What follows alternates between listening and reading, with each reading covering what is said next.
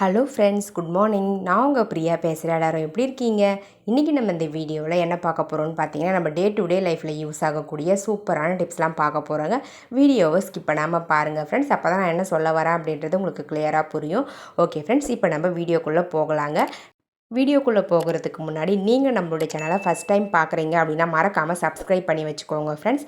அதுக்கு பக்கத்தில் இருக்க பெல் பட்டனையும் ப்ரெஸ் பண்ணுங்கள். அதுக்கு பக்கத்தில் இருக்க ஆல்ன்ற பட்டனையும் ப்ரெஸ் பண்ணுங்கள். அப்போ தான் நான் போடுற வீடியோஸ் உங்களுக்கு உடனுக்குடனே நோட்டிஃபிகேஷனாக வரும். ஓகே ஃப்ரெண்ட்ஸ், இப்போ நம்ம வீடியோக்குள்ளே போகலாம். டிப்ஸ் நம்பர் 1 பார்க்க போகிறோம். டிப்ஸ் நம்பர் 1ல் என்ன பார்க்க போகிறோம்னு பார்த்தீங்கன்னா, நம்ம கிச்சனில் வெஜிடபிள்ஸ்லாம் கட் பண்ணுறதுக்கு யூஸ் பண்ணுவோம் இல்லைங்க நைஃப். நம்ம புதுசாக வாங்கினாலும் கொஞ்ச நாள்லேயே அதை வந்து சரியாக கட் பண்ணாமல் போயிடும். அதனால் காயெல்லாம் கட் பண்ணும்பொழுது ரொம்ப டென்ஷனாக இருக்கும். சரியாக கட் பண்ண மாட்டேங்குது, ஷார்ப்னஸ் போயிடுச்சு அப்படின்னு சொல்லிட்டு. ஸோ அந்த ஷார்ப்னஸை மறுபடியும் கொண்டு வர்றதுக்கு இந்த டிப்ஸ் உங்களுக்கு ரொம்பவே யூஸ்ஃபுல்லாக இருக்கும். இந்த மாதிரி நீங்கள் எந்த டூத் பேஸ்ட் யூஸ் பண்ணுறீங்களோ அந்த பேஸ்ட்டை வந்து பார்த்திங்கன்னா இந்த மாதிரி அப்ளை பண்ணி விட்டுருங்க. நம்ம எந்த இடத்துல வெஜிடபிள்ஸ் கட் பண்ணுறோமோ அந்த இடத்துல வந்து பார்த்திங்கன்னா இந்த மாதிரி அப்ளை பண்ணிவிட்டு ஸ்க்ரப்பர் இருக்கும் இல்லைங்களா, அந்த ஸ்க்ரப்பர் எடுத்துக்கோங்க. அந்த ஸ்க்ரப்பரை வந்து இந்த மாதிரி அந்த நைஃபுடைய கட் பண்ணுற இடத்துல வந்து பார்த்திங்கன்னா போட்டு விட்டுட்டு ஒரு கிளிப்பு வந்து போட்டு விட்டுருங்க. துணி காய வைக்கிற கிளிப் இருக்கு இல்லைங்களா, அந்த கிளிப்பை வந்து போட்டு விட்டுட்டு டைட்டாக பிடிச்சிக்கிட்டு இந்த மாதிரி நீங்கள் ஒரு 5 மினிட்ஸ் வந்து தேய்ச்சிக்கிட்டே இருங்க. இந்த மாதிரி ஃபுல்லாக வந்து பார்த்திங்கன்னா நைஃப் ஃபுல்லாக தேய்ச்சி கொடுத்துக்கிட்டே இருந்தீங்க அப்படின்னா நைஃப் வந்து சூப்பராக ஷார்ப் ஆகிடும். மந்த்லி ஒன்ஸ் இந்த மாதிரி நீங்கள் கத்தியை வந்து ஷார்ப் பண்ணி வச்சிட்டிங்க அப்படின்னா கிச்சனில் நீங்கள் வெஜிடபிள்ஸ் கட் பண்ணும்போது ஈஸியாக கட் பண்ணிக்கலாம். இப்போ நம்ம சப்ஸ்கிரைபர் எல்லாருக்குமே ஒரு பெரிய ஹாய் சொல்லிக்கலாங்க friends. Mano, Sai Pavithra, kid story, Deepa, Esther, Annapoorani, Devi, Uma, Revathi, Anu, Ravi, இவங்க எல்லாருக்குமே ஒரு பெரிய ஹாய் சொல்லிக்கலாங்க ஃப்ரெண்ட்ஸ். ஓகே ஃப்ரெண்ட்ஸ், இப்போ நம்ம வீடியோக்குள்ளே போகலாம். பாருங்கள், நான் வந்து ஃபுல்லாக வந்து ஷார்ப் பண்ணி எடுத்துட்டேன். இப்போ நம்ம தண்ணியை நல்லா வாஷ் பண்ணிவிட்டு பார்க்கும்பொழுது ஷார்ப்னஸ் நல்லாவே தெரியுது. ஸோ நீங்களும் இதே மாதிரி ட்ரை பண்ணி பாருங்கள். ட்ரை பண்ணி பார்த்துட்டு ரிசல்ட் எப்படி இருந்தது அப்படின்றத கமெண்ட் செக்ஷனில் கமெண்ட் பண்ணுங்கள். இப்போ நம்ம டிப்ஸ் நம்பர் 2 பார்க்கலாம். டிப்ஸ் நம்பர் 2ல் என்ன பார்க்க போகிறோம்னு பார்த்தீங்கன்னா, இது ஒரு சூப்பரான ஸ்டோரேஜ் ஐடியா தான். இந்த மாதிரி நீங்கள் தக்காளிலாம் வாங்கிட்டு வந்தீங்க அப்படின்னா நம்ம எப்படி தான் ஸ்டோர் பண்ணாலுமே ஒரு கிலோ தக்காளி வாங்குகிறோம் அப்படின்னா ஒரு 2-3 தக்காளி ஆச்சும் கெட்டு போயிடும். அதை நம்ம தூக்கி போடுற மாதிரி தான் இருக்கும். ஸோ அந்த மாதிரி தக்காளிலாம் வீணாகாமல் இருக்கணும் அப்படின்னா தக்காளியை வாங்கிட்டு வந்த உடனே இந்த டிப்ஸை நீங்கள் ட்ரை பண்ணுங்கள். ஒரு தக்காளி கூட கெட்டு போகாமல் இருக்கும். ஸோ எப்போவுமே தக்காளி வாங்கினதுமே அப்படியே எடுத்து ஃப்ரிட்ஜில் போட்டுறாதீங்க. அந்த தக்காளியில் எல்லாத்துலேயுமே வந்து செக் பண்ணி பாருங்கள். ஏதாச்சும் ஒரு தக்காளி கெட்டு போயிருக்கா, இல்லை வந்து லைட்டாக வந்து நெசங்கின மாதிரி இருக்கா, கொலன்னு இருக்கா அப்படின்னு சொல்லி செக் பண்ணுங்கள். ஸோ கொஞ்சம் டேமேஜாக இருக்குது அப்படின்னாவே அந்த தக்காளியை தனியாக எடுத்துருங்க. தனியாக எடுத்துகிட்டு நல்லா ஸ்ட்ராங்காக கல் மாதிரி இருக்கக்கூடிய தக்காளிகளை மட்டும் நம்ம க்ளீன் பண்ணி இந்த மாதிரி எடுத்து வச்சுக்கலாம். அதாவது ஈரெல்லாம் தொடச்சிட்டு இந்த மாதிரி நீங்கள் டேப் வச்சுருப்பீங்களா, எந்த டேப்பாக இருந்தாலும் பரவாயில்ல, டிரான்ஸ்பரண்ட் டேப்பாக இருக்கலாம், இல்லை இந்த மாதிரி கலர் டேப்பாக இருக்கலாம், ஏதாச்சும் ஒரு டேப்பை இந்த மாதிரி கொஞ்சமாக கட் பண்ணிவிட்டு அந்த தக்காளியுடைய அந்த காம்பு பகுதி இருக்கு இல்லைங்களா, அந்த காம்பு பகுதியில் இந்த மாதிரி ஒட்டி விட்டுருங்க. ஸோ தக்காளி வந்து எப்போவுமே கெட்டு போகும்பொழுது அந்த காம்பு பகுதியிலிருந்து தான் அழுக ஆரம்பிக்கும். ஸோ இந்த மாதிரி நம்ம ஒட்டி விட்டுட்டோம் அப்படின்னா ஏர் வந்து மேக்ஸிமம் உள்ளே போகாமல் தவிர்க்கலாம். ஸோ இதனால் உங்களுக்கு தக்காளியும் சீக்கிரம் கெட்டு போகாமல் இருக்குங்க. பாருங்கள் ஃப்ரெண்ட்ஸ், குட்டியாக கட் பண்ணி ஒட்டினா போதும், ரொம்ப அதிகமான டேப்லாம் தேவைப்படாது. ஸோ இந்த மாதிரி எல்லா தக்காளியிலையுமே ஒட்டி விட்டுக்கலாம். ஒட்டி விட்டுட்டு அதுக்கப்புறமா இதை இப்படியே வைக்கக்கூடாது. இந்த தக்காளிகளை டைரெக்டாக இந்த மாதிரி நம்ம அந்த காம்பு பகுதி மேலே இருக்க மாதிரி வச்சோம் அப்படின்னாலுமே கெட்டு போயிடும். ஸோ அதனால் அந்த காம்பு பகுதி வந்து பார்த்திங்கன்னா நீங்கள் எந்த பேஸ்கெட்டில் நீங்கள் தக்காளியை ஸ்டோர் பண்ணுறீங்களோ அந்த பேஸ்கெட்டில் தலைகீழாக நான் கவுத்து வைக்கிற மாதிரி கவுத்து வைங்க. அப்போ தான் தக்காளி வந்து ரொம்ப நாளைக்கு கெட்டு போகாமல் நீங்கள் ஃபஸ்ட்டு வாங்கும்போது எப்படி ஃப்ரெஷ்ஷாக இருந்ததோ அதே மாதிரி இருக்குங்க. பாருங்கள், நான் வந்து தக்காளி எல்லாத்துலேயுமே வந்து பார்த்திங்கன்னா டேப் போட்டுட்டேன். இப்போ நம்ம இந்த தக்காளிகளை நான் சொன்ன மாதிரி இந்த மாதிரி உள்பக்கம் வந்து இருக்கிற மாதிரி அந்த காம்பு பகுதி வைக்கணும். இந்த மாதிரி தலைகீழாக கவுத்து வச்சிட்டோம் அப்படின்னா தக்காளி வந்து கெட்டு போகவே போகாது. இதே மாதிரி நீங்கள் ஸ்டோர் பண்ணி அழகாக நீங்கள் ஃப்ரிட்ஜில் வந்து ஆர்கனைஸ் பண்ணிக்கலாம். ஸோ தேவைப்படுறவங்க ட்ரை பண்ணி பாருங்கள். ட்ரை பண்ணி பார்த்துட்டு ரிசல்ட் எப்படி இருந்தது அப்படின்றத கமெண்ட் செக்ஷனில் மறக்காமல் கமெண்ட் பண்ணுங்கள் ஃப்ரெண்ட்ஸ். ரொம்ப யூஸ்ஃபுல்லான டிப்ஸு. ஒரு தக்காளி கூட கெட்டு போகாமல் நீங்கள் கடைசி வரலும் யூஸ் பண்ணிக்கலாம். ட்ரை பண்ணி பார்த்துட்டு சொல்லுங்கள். இப்போ நம்ம அடுத்த டிப்ஸ் பார்க்கலாங்க. டிப்ஸ் நம்பர் 3 பார்க்க போகிறோம். டிப்ஸ் நம்பர் 3ல் இந்த மாதிரி மூடிலாம் உடஞ்சிருச்சு அப்படின்னா அந்த பிளாஸ்டிக் கண்டெய்னரை நம்ம தூக்கி தான் போட்டுருவோம். அப்படி தூக்கி போடாமல் மூடியே உடஞ்சிருந்தாலுமே இந்த கண்டெய்னரை நம்ம சூப்பராக ரீயூஸ் பண்ணிக்க முடியுங்க. அந்த உடஞ்ச மூடியிலேயே இன்னும் கொஞ்சம் எக்ஸ்ட்ரா வந்து ஹோல்ஸ் வந்து நம்ம போட்டு எடுத்துக்கலாம். மேக்ஸிமம் எந்த அளவுக்கு ஹோல்ஸ் ஹோல்ஸ் போட முடியுமோ அந்த அளவுக்கு ஒரு இரும்பு ராடை வந்து ஹீட் பண்ணிவிட்டு சின்ன சின்னதாக ஹோல்ஸ் வந்து ஃபுல்லாக போட்டு விட்டுருங்க. இந்த மாதிரி போட்டு முடித்த பிறகு இதை எதுக்காக யூஸ் பண்ணிக்க போகிறோம் அப்படின்னு பார்க்கலாம்.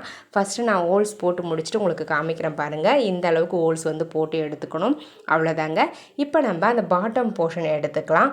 அதில் வந்து ஒரு 1.5 டேபிள் ஸ்பூன் இல்லை 2 டேபிள் ஸ்பூன் வரலாம் கல்லுப்பு வந்து ஆட் பண்ணிக்கோங்க. ஆட் பண்ணிவிட்டு நல்ல வாசனையாக இருக்கக்கூடிய சோப்பு, நம்ம குளிக்கிற சோப்புலாம் இருக்கும் இல்லைங்களா, அதில் கொஞ்சமாக எடுத்து இந்த மாதிரி துருவி நீங்கள் வந்து இந்த கல்லுப்பில் சேர்த்துக்கணும். அப்படி இல்லைன்னா நீங்கள் நல்ல வாசனையாக இருக்கக்கூடிய கம்ஃபர்ட்டாக இருந்தால் ஒரு முடி ஊற்றி விட்டால் போதும். அதே மாதிரி ஷாம்பு கூட இதுக்கு பதிலாக நீங்கள் ஆட் பண்ணிக்கலாம்.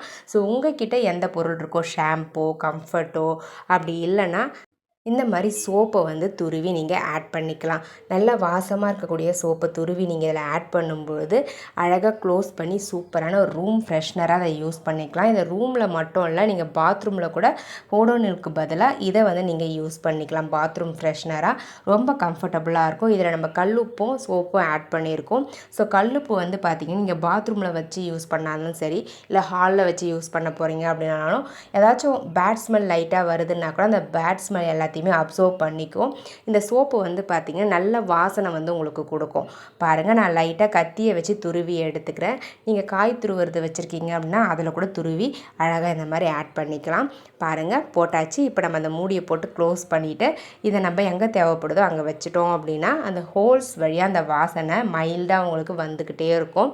ஸோ நம்ம தனியாக ரூம் ஃப்ரெஷ்னர் கடையில் காசு கொடுத்து வாங்காமல் நம்ம வீட்டில் இருக்கக்கூடிய பொருட்களை வச்சு, அதுவும் உடஞ்சிருக்கக்கூடிய இந்த பிளாஸ்டிக் கண்டெய்னரையும் ரீசைக்ளிங் பண்ணி ரெடி பண்ணியாச்சுங்க. தேவைப்படுறவங்க ட்ரை பண்ணி பாருங்கள். இப்போ நம்ம டிப்ஸ் நம்பர் 4 பார்க்கலாம். டிப்ஸ் நம்பர் 4ல் என்ன பார்க்க போகிறோன்னு பார்த்தீங்கன்னா, இந்த டிப்ஸ் வந்து நிறைய டைம் நான் சொல்லியிருக்கேன். தெரியாதவங்களுக்காக மறுபடியும் நான் சொல்கிறேங்க.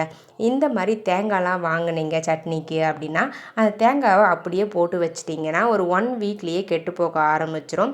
ஸோ நீங்கள் இந்த தேங்காவை வாங்கினதும் டைரெக்டாக அப்படியே வச்சிடாமல் இந்த மாதிரி ஒரு சின்ன டிஃபன் பாக்ஸ்க்குள்ளே நீங்கள் வச்சு வைங்க. ஸோ அப்போ வந்து தேங்காய் வந்து உங்களுக்கு உருளாமல் இருக்கும். அந்த தேங்காவில் மேலே அந்த குடுமி இருக்கு இல்லைங்களா, அந்த இடத்துல ஒரு 3 கண் இருக்கும். அந்த கண்ணில் வந்து தண்ணி படாமல், அதாவது தேங்காவில் இருக்கக்கூடிய தண்ணி அந்த கண் பகுதிக்கு போகாமல் இருந்துச்சு அப்படின்னாவே உங்களுக்கு தேங்காய் ரொம்ப நாளைக்கு கெடாமல் இருக்கும். ஸோ அதனால் இந்த மாதிரி நீங்கள் அந்த தேங்காய் சைஸ்க்கு ஏற்ற மாதிரி ஒரு டிஃபன் பாக்ஸில் நீங்கள் இன்செர்ட் பண்ணி வைக்கும்பொழுது தேங்காய் வந்து சாயறதுக்கு வாய்ப்பே இல்லை. அந்த தேங்காவில் இருக்கக்கூடிய தண்ணி வந்து பாட்டமில் தான் இருக்கும். ஸோ அதனால் அந்த கண் பகுதிக்கு தண்ணி போகாது. உங்களுக்கு தேங்காயும் வந்து ரொம்ப நாளைக்கு கெடாமல் இருக்குங்க. இதுவே நீங்கள் ஒரு பெரிய பேஸ்கெட்டில் ஏதாச்சும் போட்டு வச்சிங்க அப்படின்னா தேங்காய் வந்து சாஞ்சிரும். ஸோ சீக்கிரமாகவே கெட்டு போயிடும். ட்ரை பண்ணி பாருங்கள். இப்போ நம்ம அடுத்த டிப்ஸ் பார்க்கலாங்க. டிப்ஸ் நம்பர் 5 பார்க்க போகிறோம். டிப்ஸ் நம்பர் 5ல் என்ன பார்க்க போகிறோம்னு பார்த்தீங்கன்னா, இந்த மாதிரி நம்ம வீட்டில் டேப்லாம் யூஸ் பண்ணுவோம் இல்லைங்களா, டேப் வந்து ஒன்ஸ் யூஸ் பண்ணிவிட்டு வச்சிட்டோம் அப்படின்னா நெக்ஸ்ட் டைம் எடுத்து யூஸ் பண்ணும்பொழுது அது எந்த இடத்துல வந்து ஓப்பன் இருக்குது அப்படின்னு தெரியாது. ஸோ அதுக்கு இந்த டிப்ஸ் வந்து ரொம்ப யூஸ்ஃபுல்லாக இருக்கும். உங்களுக்கு அந்த மாதிரி தெரியாத நேரங்களில் ஒரு பெண்ணை வச்சு நீங்கள் லைட்டாக வந்து மார்க் பண்ணிக்கிட்டே வந்தீங்க அப்படின்னா உங்களுக்கு ஸ்லைட்டாக வந்து உங்களுக்கு ஃபீல் ஆகும். அதாவது மேடும் பள்ளமாக இருக்க மாதிரி ஃபீல் ஆகும். அந்த இடத்துல ஓப்பன் பண்ணிங்க அப்படின்னா கரெக்டாக ஓப்பன் ஆகிடும். ஸோ இது ஒரு டிப்ஸு.